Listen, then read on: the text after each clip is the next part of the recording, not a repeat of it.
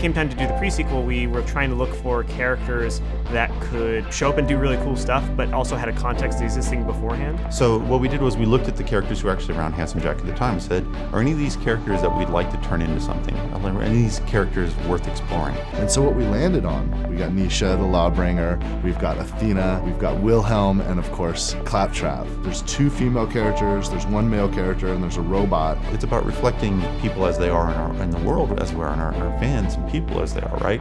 Initially, when we built this universe, it's going to be diverse, it's going to be interesting, and it's going to be culturally diverse, because culture is something we adore.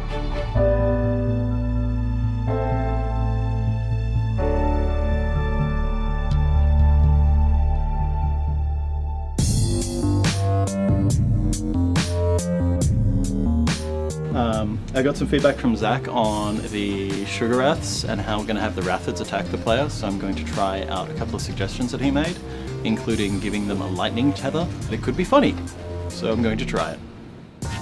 Well, you become one of the Vault Hunters, one of the heroes that's sort of working with Handsome Jack during his rise to power. And his closest lieutenants, it was very clear in Borderlands 2, were Wilhelm and Nisha. Now, Wilhelm, we know what he's going to become in Borderlands 2. Something that's really unique about him is you're actually visually changing him. You're unlocking robotic arms, robotic legs. In the pre-sequel, he starts out fully human, and as you build out his skill tree, he slowly becomes more cybernetic. And also he has his 2 support drones, which is his special ability. One of them will go out and attack, and then the other one will actually hang behind and recharge Wilhelm's shields. He's just cool, man. You feel like I'm just cool.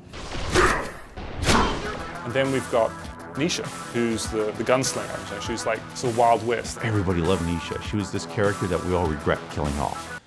Spoiler, yeah. So when you meet Nisha, she is a bandit that kills other bandits. She's just worse than Handsome Jack in many ways. She just enjoys strangling puppies. She's actually just about the most evil character in the entirety of the Borderlands universe, and that's kind of fun. I know people have been asking, does Nisha have the whip? Well, yes, she has the whip, and it's a long-range melee attack. So Nisha's action skill is called Showdown, and it allows her to automatically aim at enemies. It gives her a bunch of buffs to a bunch of different things. And then if you iron sight and then quickly switch targets, you get that Clint Eastwood feeling of bam, bam, bam, bam, bam, and then just sort of sheathing your gun really quickly. It's a thing that you're going to use in every single combat you get into because it's that useful. So what you're going to see here is during the action skill, any guy you shoot, the bullets will ricochet and hit multiple guys. So here's some torques. All right. So there's more guys here. So can I reset my action skill really fast? Do you have it? Oh, actually, it's going pretty quick. All right, do it. Okay, that is cool. Okay, I see the ricochet going on. Oh, that is cool. That Torque Queen did not survive that at all.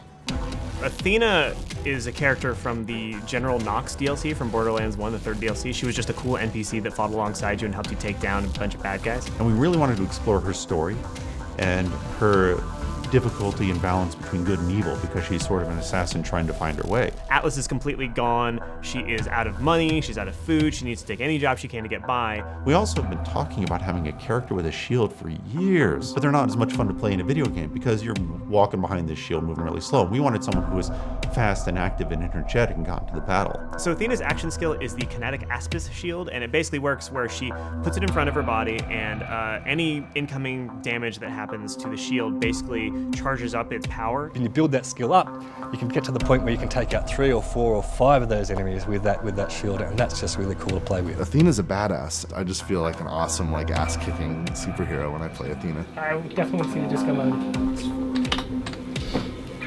Hit it, and then basically go get close. Oh, snap. So the disco ball is just doing all the work for me. Yep. That's really cool. For the 4th character, I could tell many stories, but the truth is, Randy Pitchford, the president of this company, really wanted to play as Claptrap. Claptrap is a wild character. We know Claptrap. He's been in the series forever. Claptrap is a Hyperion robot, so there's a really interesting set of narrative circumstances that allow him to actually be on Handsome Jack's team in that time between Borderlands 1 and 2. The idea is great. Hey, wouldn't it be interesting to finally play as Claptrap? But what does that actually mean? Claptrap's a little bit incompetent. He's a little bit of unpredictable. And he's kind of an idiot. Lovable idiot, but he's kind of an idiot. I think Hyperion actually labeled it as malware at some point. His action skill is lunacy. If you don't want to be Claptrap, you definitely want him on your team, because when Claptrap uses his action skill, it affects everybody in the game.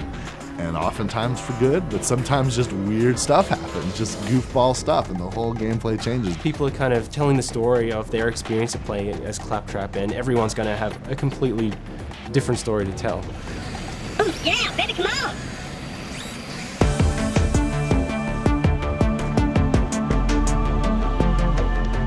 Borderlands is all about building on what's happened before to build a stronger product next time. A lot of the things that were still kind of lingering that just needed to get out of us after we'd finished Borderlands 2 were able to get into Borderlands the pre-sequel. In the weapons, it was like, okay, well, what gun fantasy are we not hitting? Because we have the Western fantasy with Jacobs, we have the, American action movie star with Torg. We want to make people feel like they're having a fresh experience. It's a big game. You get your money's worth when you play a Borderlands game, and that is a thrill.